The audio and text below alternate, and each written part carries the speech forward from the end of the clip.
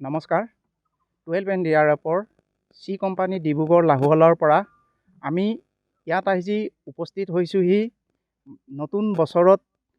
আগন্তুক আহি থকা মনসুন সিজনত আমি ডিপ্লয়মেণ্ট হ'ব কাৰণে এয়া আছিল আমাৰ সেকেন্ড ৰিহাৰ্সেল কেনেকৈ আমি আহি পিনাই ৰাইজক অতি সোনকালে আমি সহায় আৰু বচাব পাৰোঁ এই কাৰণে আমি আজি এই দিহিঙীয়া গাঁৱৰ ডিমৌ ৰিভাৰত কাষত আমি বেছ কেম্পো লগাইছোঁ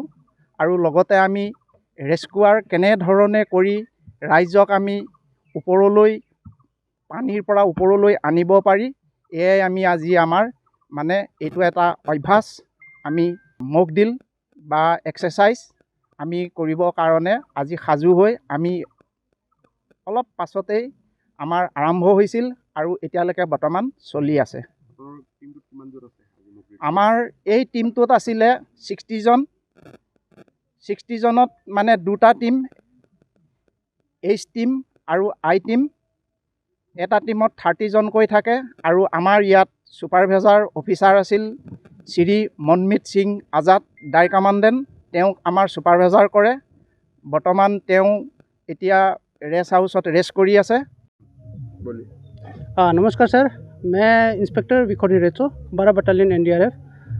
अभी हमारा टीम आया है डिब्रूगढ़ से जो कि एक कंपनी उसमें डिप्लॉयड है अभी आज हम लोग का यहाँ एक्सरसाइज करने का मॉक एक्सरसाइज करने का मकसद है मानसून सीज़न आ रहा है जून से बारिश का मौसम सीजन शुरू हो जाएगा तो उसमें खासकर ये असम एरिया में असम स्टेट में फ्लड ज़्यादा आता है बाढ़ का स्थिति बहुत नाजुक रहता है तो उसके मकसद से हम लोग पहले से प्रिपेयर्ड कैसे बचाव रेस्क्यू ऑपरेशन करेगा फ्लड आ जाएगा तो गांव-गांव में जाके जहाँ फ्लड हो जाता है उसमें हम जाके रेस्क्यू करने के लिए कैसे प्रिपेयर करना है कैसे तैयारी करना है हमारा कैंप से लेके जहाँ ऑपरेशन करना है वहाँ तक हम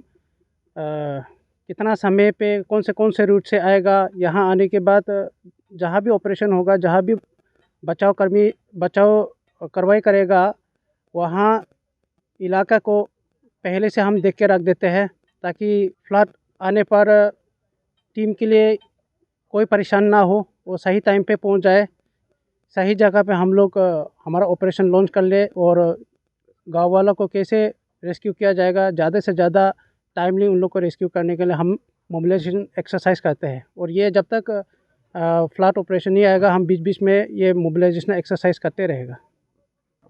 এই মক ড্ৰিলটো আমি অনুশীলন আজি কৰিছোঁ অনুশীলন দ্বাৰা আমি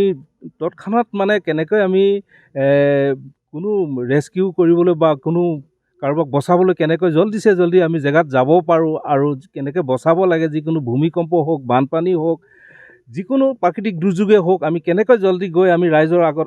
ওচৰত উপস্থিত হৈ ৰাইজক আমি বচাব পাৰোঁ এই সংঘাতত সেইকাৰণে আমি এই মক ড্ৰিলটো পাতি আমি আগতীয়াকৈ কেনেকৈ তৈয়াৰ হ'ব লাগে সেই সংঘাতত আমি আজি মক ড্ৰিলটো কৰা হৈছে ৰাইজৰ অংশগ্ৰহণ কৰে নেকি ইয়াত ৰাইজৰ নহয় এইটো অকল আমাৰ NDRFৰ টিমে কৰিব কাৰণ সেই সময়ত আমাৰ NDRFৰ টিমে বেলেগভাৱে বা সুকীয়াভাৱে এইটো ৰেস্কিউ কৰিব প্ৰেক্টিছ চলিছে এতিয়া সেই সংক্ৰান্ততে যিকোনো খবৰৰ বাবে যোগাযোগ কৰক 7099017330 লগতে 7099017110 নম্বৰত